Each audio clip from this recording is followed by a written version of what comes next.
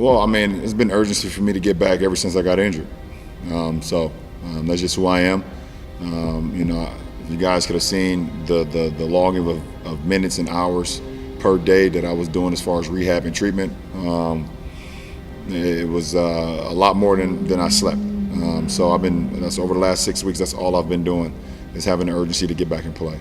I knew I would, getting back to 100%. It's impossible. I don't think I will ever get back to 100% in my career. Yes, I know I've been gone for a week, but I told you guys, typically when there's no NBA news, I'm not going to create some overly melodramatic news to bring to you guys. And now that there is NBA news, I'm back after a week of load managing. But since I haven't posted in a week, there's a good chance that YouTube won't really show this video in your sub boxes. So do me a favor and tell YouTube that you love my channel by slapping that like button for the YouTube algorithm. In addition, we're running multiple giveaways on my Laced Up podcast. The first one is we're giving away a next-gen console once we get to 40,000 subscribers on that channel. All you have to do to enter is subscribe and hit that notification bell. And also, we're giving away $100 a week to an individual that leaves a 5-star rating and a positive review on the Apple Podcast page. And now that we got all that out of the way, cue the intro.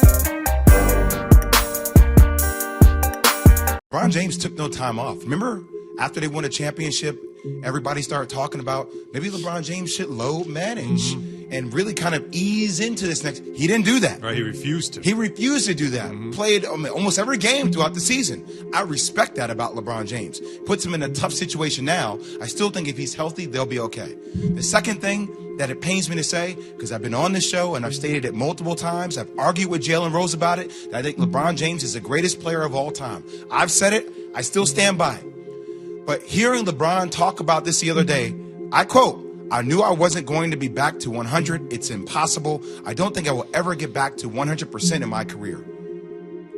As a guy who played for the Bulls, who's watched Michael Jordan for a long time, I've never heard MJ say something like that. I'll never be back to 100%. MJ just wouldn't say anything. You figure out if I'm hurt or not. I don't care. I don't care if you think I'm hurt. It doesn't matter if I'm hurt. I show no Me weakness. hurt is still better than you. Yeah. Me hurt is still me being on the court, competing with you, beating your head in, and then afterwards, you know what? Yeah, I wasn't 100%, Yeah. and I still won the damn championship. That's the kind of thing that just, it kind of, as a crazy competitor, Key, and I don't know how you feel about it. I understand he's telling me what's going on, but it's like, don't tell me that. I understand that. I don't know if I want to hear you say that. Mic check 1 2 1 2. What's going on, everybody? This year has been by far the strangest year in NBA history, starting with the fact that 57 days after the NBA Finals, well, we started playing basketball once again. And while LeBron James and Anthony Davis would joke around saying that they are going to load manage like crazy during the beginning of the season, that's the last thing that both of the star players of the Los Angeles Lakers did. The result is, at some point, Anthony Davis went out with an Achilles strain, and he didn't see the court for over 2 months. And LeBron James conveniently also missed about 3 weeks with an ankle strain. Now, here's where things get a little scary, because after 3 weeks, LeBron James came back. And initially, I'm not gonna lie, a part of me does bring in some slight conspiracy theories. I did think LeBron James had a minor ankle sprain and was just load managing before the playoffs, because this guy's been playing some very heavy minutes despite playing incredibly intense basketball less than 2 months before the regular season. So it made a lot of sense to me for LeBron James and Anthony Davis to take some time off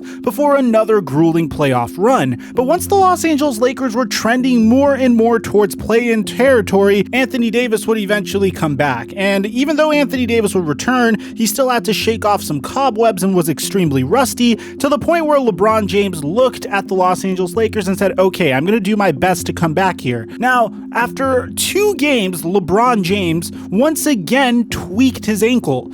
And this is where things get very scary, because one, it completely disqualifies my initial conspiracy theory that LeBron James was just load managing. And two, this is the first time we've ever seen LeBron James say something like this, saying that an injury is really getting to him. And with the playoffs officially 17 days away, the Lakers are in a very scary situation. So according to ESPN, LeBron James commented about his current injury issues and how he's been handling his rehabilitation, saying, well, I mean, it's been urgency for me to get back ever since I got injured.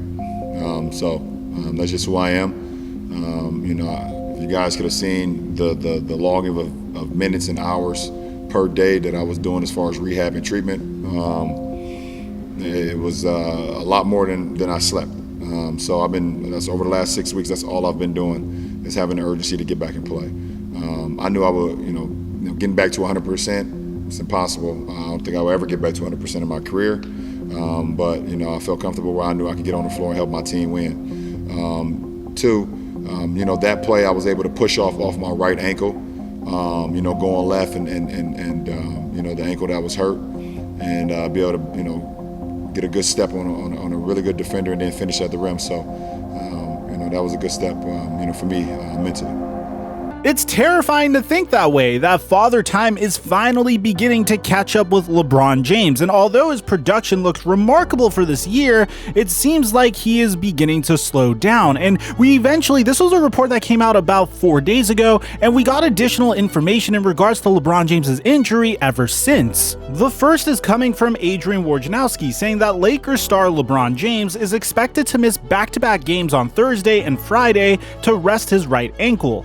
LeBron will continue cautiously with ankle injury as playoffs approach. LeBron also mentioned that he was having a difficult time making hard cuts and didn't have his burst like he typically does. Now, this is additionally scary because the Lakers don't have Dennis Schroeder for the next 2 weeks either, but at this point, many people are expecting that LeBron James will not be healthy until the NBA playoffs. And Frank Vogel echoed that sentiment, saying wherever we end up in the standings, we want LeBron as healthy as possible going into the playoffs. Now, bear in mind, the Los Angeles Lakers aren't necessarily in tip-top shape for a good playoff run either, because if you look at the Western Conference standings right now, they're currently tied with the Dallas Mavericks in terms of record, but the Dallas Mavericks hold a tiebreaker over them with a 37-28 record. But if the playoffs were to start today, or when the playoffs do start, the ceiling for the Los Angeles Lakers would probably be a 5th seed slot, and the floor would be the Lakers would be in the play-in tournament. So what we can anticipate here is the Los Angeles Lakers, if the playoffs are to start today,